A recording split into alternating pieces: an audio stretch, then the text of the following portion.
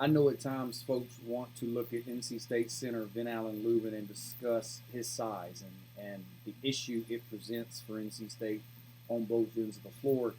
And I don't necessarily disagree, although I will admit Virginia was not an ideal matchup for Lubin.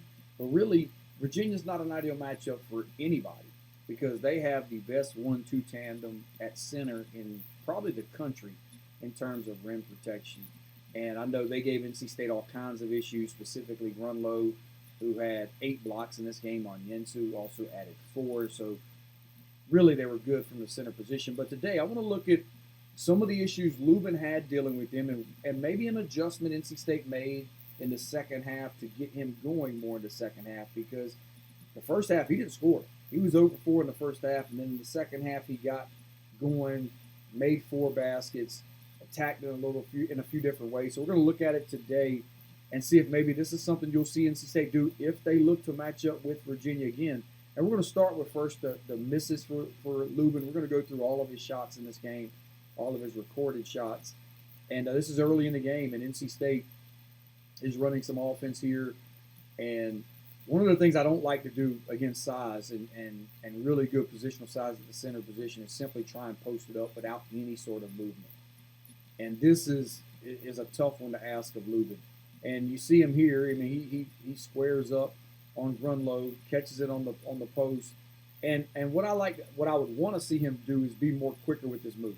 And because you're not going quick right away, you're allowing Grunlow to square you up and really wall up and defend you.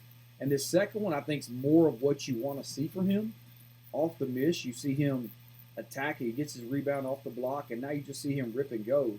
And he just doesn't finish this left hand, but he can make that. I mean, that's not one that I think was, maybe it was altered, but I think that's one you would look for him. He would love to try and take. And here's another one. This was off a offensive rebound in the second. Well, it's the same play. This is the first play. It shows his offensive rebound again. So those were his first 2 shot attempts against Virginia. Here's another one from Lubin. 11-3 still in the first half. And NC State's again running some offense. They run a back screen to try and get him a touch.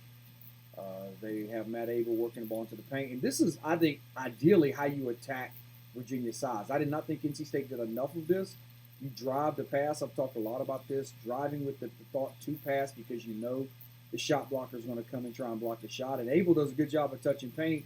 He just throws that a little hard. I mean, if you notice it, Lubin has to reach all the way back for it. He's not able to catch it cleanly and go up right away. He kind of has to reach back.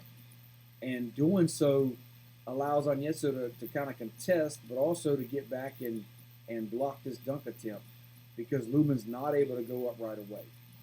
And so I like the thought process on it. I like the way they're attacking the 5, the way you're getting him involved in a touch. But I think a little better pass, and he probably is able to catch that and dunk that. I mean, it's just a split second. But when you're dealing with elite shot blockers, it doesn't take a lot for them to be able to get back into play and to contest. And on this one, like I said, he does a really good job of blocking this dunk by Lubin. Here's another one late in the first half for NC State. You've got Lubin, NC State again running offense. Didn't get a ton transition in the first half, a ton of opportunities like that. And you see him now. This one gets blocked. But still, this is how I think if you're Lubin, you're attacking size. You're attacking it with a quick rip and you're trying to get to the basket and finish. And I would have liked to see him maybe go with his left hand there. He goes with his right, it looks like. And that helps out the shot blocker for Onyeso to get that one. But still, attack size with quickness. And Lubin is not 7 foot. He's 6'8". So what he has to do is take advantage of his strength, and his strength is his strength and his quickness. And I like ripping and going and attacking. And so first half, 0 for 4. Very little success from center position. A spot NC State's not been in it a lot with Lubin. He's been one of the best front court scorers in the ACC, certainly one of the most efficient. So for him to be 0 for 4 at halftime, you knew NC State would try to make some adjustments, try and find a way to get the ball to him in some different spots. And you see, this is, to me, I think, ideally what you want to do is you want to touch the paint and play 2-on-1 on that center. And I think what happens is a lot of times in the first half, you saw State's guards playing way too much off 1 foot. But here, Copeland playing off 2 feet, it forces Onyeso to kind of split both players. So he's not able to just play fast and go and attack and then retreat. He has to split both, and Copeland does a good job of finding Lubin. And again, Lubin, one of the adjustments I think you have to make with shot blockers, sometimes you have to change up your timing to disrupt their timing.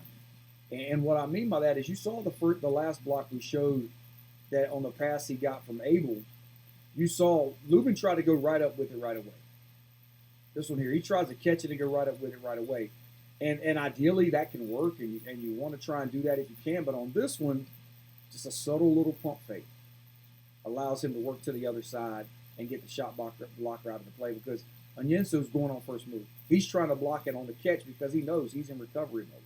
So that's a nice adjustment I saw from Lubin there to kind of change up his timing, and that's going to help him against shot blockers. But again, it starts with touching the paint with Copeland, playing off 2 feet, making a good pass, and then looking to finish.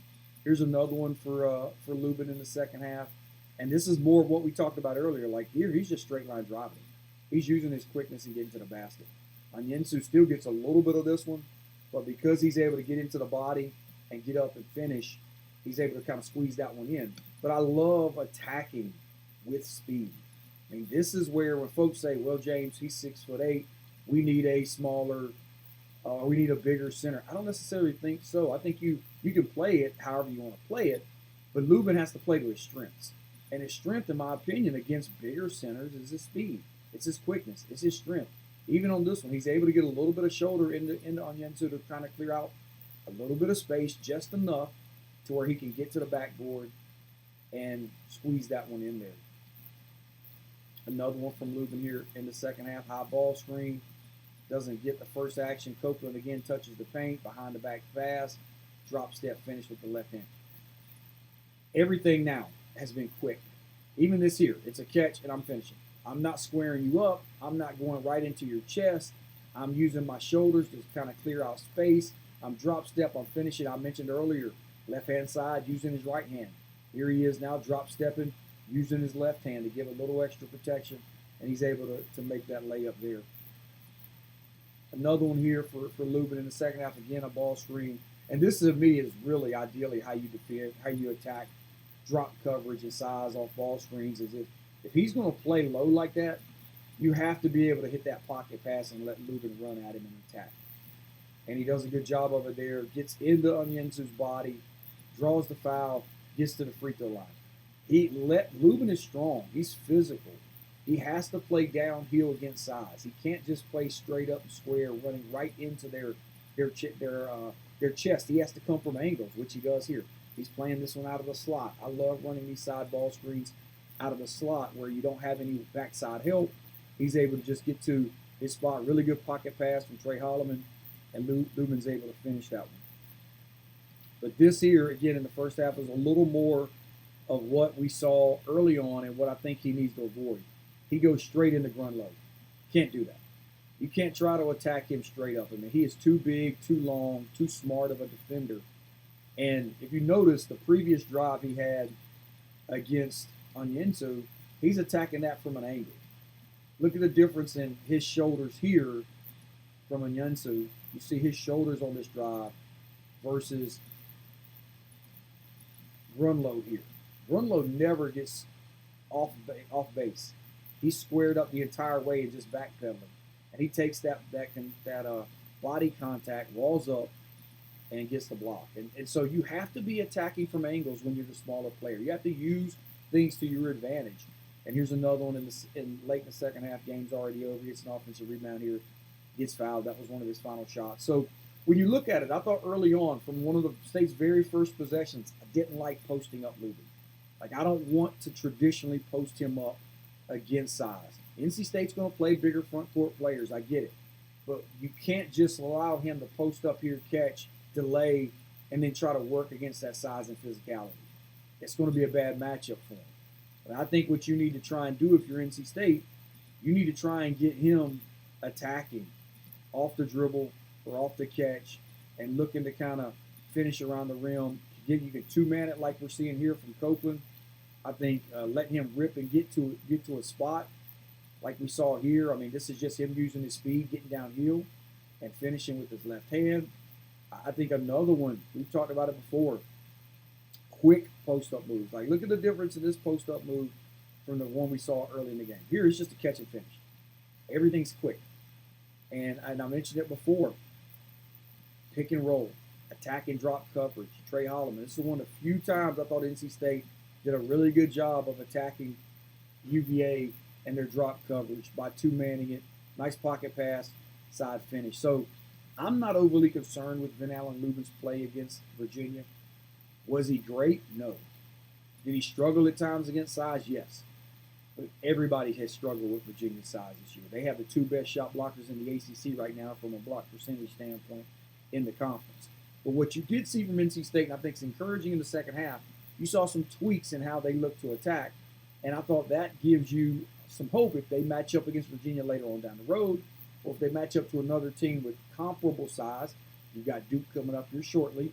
They've got some things they can look at on tape and try and implement and see if they can do it for a full 40 minutes versus just 20 minutes.